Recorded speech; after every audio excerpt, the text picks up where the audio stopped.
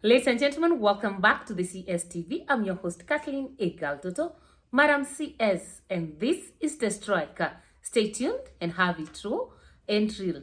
The Striker today, we are going to look at the exit of Gachagua as the Deputy President of the Republic of Kenya and the entry of Kithure Kindiki. And the question is, has President Ruto won or lost? What has he done right and what has he done wrong? But before that, kindly, if you are new to this particular channel, karibu home, karibu nyumbani, welcome home, and kindly remember to subscribe, share, like, and comment on our videos, and turn on the notification bell so that the next time we are uploading a video, YouTube will automatically notify you. If you are a returning subscriber, thank you so much for your support, and thank you for tuning in, and kindly remember to share our videos, like, and leave a comment on the next video that you want us to do. Now, today we had a landmark judicial decision actually. Last month, in the middle of this month, that's October, we had the deputy president being impeached at Parliament and then at the Senate. Then now, the court today has, removed all the conservatory orders that were actually preventing the swearing in of Kithure Kindiki as the new deputy president of the Republic of Kenya.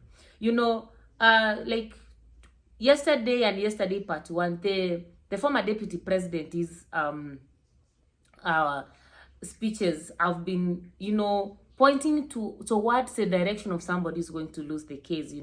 Remain calm. If whatever happens, don't worry. We will just tell you the right time to speak. He knew actually that this is a lost cause. But I think, it's not easy to let off power. It's not easy to sit down and say, let's go. He had to fight to the rather. But unfortunately, the court actually has given leeway or has cleared the path for Professor Kithure Kindiki to do what? To be sworn in as the president. Now, it's very interesting. Up to today at around 7, Kenyans did not know that actually tomorrow is a public holiday. But all of a sudden, tomorrow is a public holiday. We are supposed to celebrate the Diwali holiday. But now this holiday has another point of celebration as far as the Kenya Kwanza government is concerned. The swearing in of Kithure Kindiki at the KICC.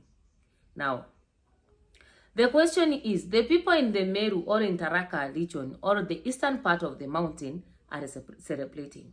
But the people in the western part of the mountain are also not actually celebrating. They are complaining, they are crying, they feel betrayed. And one could wonder actually, what has President Ruto achieved or lost by this move? Number one, before even we look at the major achievement, the likes of Kimani Ichung'wah, I think for Kimani Ichung'wah, for me, it's a loss. And why I'm talking about Kimani Ichung'wah, the swearing in of Kithure Kindiki are loss to Kimani Ichung'wah.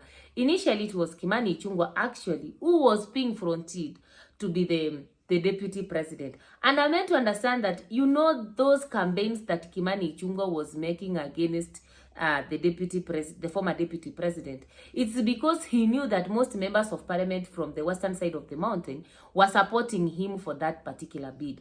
But now, Kithure Kindiki, who is Ruto's favorite person, is being sworn in tomorrow. There's no way Kithure Kindiki is going to get that particular position. And I remember, as I told you in my previous videos, for the position of the Minister of Interior, that is likely to go to the ODM. So, Kimani Ichung'wah stands actually with nothing to gain as much as possible. And what Ruto has done actually is to increase betrayal in his camp indirectly. And soon or later, these promises that he gives and he doesn't fulfill are going to come back to him.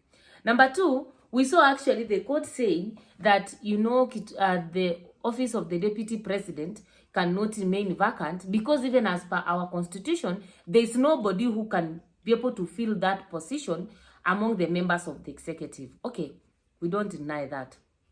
But the question is, why is the rush to swear in that deputy president? Like, The court declares today, and tomorrow there are plans underway actually to swear in the new deputy president. It tells us, number one, that actually this was a predetermined case. And what Ruto has managed to do actually is to increase Kenya's mistrust and distrust on the judiciary. Right now we have seen people tweeting that the judiciary has gone to bed with the presidency, the judiciary has been put into the president's pocket, etc. So tonight, what actually President Ruto has managed to achieve is to tell Kenyans that actually the judiciary and the executive are on the same bed. And because of that, I don't think that the Kenyan people are going to trust the judiciary in any other case that is involving politics, because the way things have happened is very fast. And we even saw today the likes of Ndewa and other the legal counsel or the legal team of the former deputy president actually trying to put in an application to stop this swearing in. But the way the responses were being given, it could tell you that honestly this is thing that was already done and dusted before it came to the eyes of the public. And then with this court clearing, the swearing of Kithure Kindiki, another thing actually comes in. Of course, they were told that the deputy president, that is Rigathi Gachagua, the former, has a right to go and appeal. Now, the question is, tomorrow the deputy president, a new deputy president is being installed and is being sworn in. By Saturday, it could be monitoring government projects all over the country. The question is, now when they go to the Court of Appeal, are we sure that this Court of Appeal actually is going actually to give Rigathi Gachagua justice? Will that Court of Appeal say now the newly sworn in deputy president can be removed if the Court of Appeal feels like it's not constitutional and it's not legal? The thing is, that's a very big no. That is a wild dream, That's an impossibility. Once he's been sworn in, he's been sworn in. And Rigathi Gachagua will do nothing actually. Going to the Court of Appeal actually will be wastage of his time, resources, and emotional breakdown. So from where I stand, there's nothing like he has a right to appeal, because that right actually was taken a long time ago, the moment his fate was sealed as far as his impeachment was concerned. So, on this particular case, what the president has achieved to do actually is to slow down Rigathi Gachagua. Yes, he has achieved to slow down Rigathi Gachagua because, already right now Rigathi Gachagua is like any other public's, citizen. He's a common citizen, It's not like he's not enjoying any government privileges, benefits, etc. So you realize that President Ruto has, achieved in slowing down Rigathi Gachagua. But what he has not achieved actually, or what he has not factored in, is that in his bid to slow down Rigathi Gachagua, he has achieved to raise the anger among the Kenyans and among the people of Western Mount Kenya. Why I'm talking this is because already we saw what was happening during Uhuru Kenyatta's birthday at Nduberi, and the kind of the traditional Agikuyu dances that were being sung. We saw Uhuru Kenyatta being recognized as the kingpin of Mount Kenya. So I don't know from where I stand, and I don't see from where I sit, that Kithure Kindiki will be accepted as the kingpin of Mount Kenya. Maybe the kingpin of Mount Kenya East. And in that particular case, Ruto has successfully, achieved in terms of splitting the mountain into two. And while he thinks that this politics of, divide and rule are going to work for his advantage, in the short term, they are going to work for him.